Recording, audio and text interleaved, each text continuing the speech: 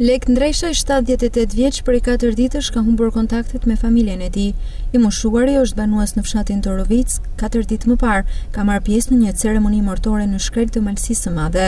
Pas ceremonisë martore, i dyshuari ka njoftuar një nga të afërmit se nuk ndihej mirë dhe ka kërkuar që ta shoqërojë në drejtim të banesës, ndërsa ata i kanë thënë që do ta shoqërojnë menjëherë sapo të mbarojë ceremonia martore.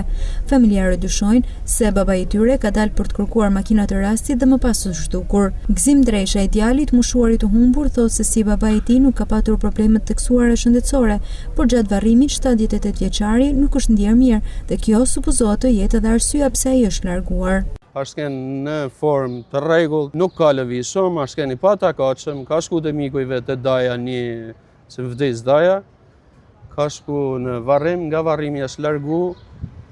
Flitet që është pa duke u qit dorë makinave për me ardhë në drejtim shtëpisë, në ranë qytet nga Malësia e Madhe, edhe nga ai moment nuk është pa më. Besoj se ka një vetin e lollën, edhe ka kërku për me çu dikush te shtëpia, ka thënë që do pagusha 50.000 lekë dikujt me më çu te shtëpia.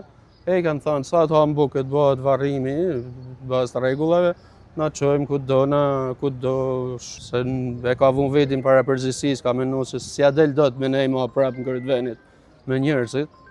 Edhe është nis për poshtë, për më ardhmë në qytet. Atëherë moshat veten, nxehti, mërsia, çdo gjë, por nuk kena si kontakt.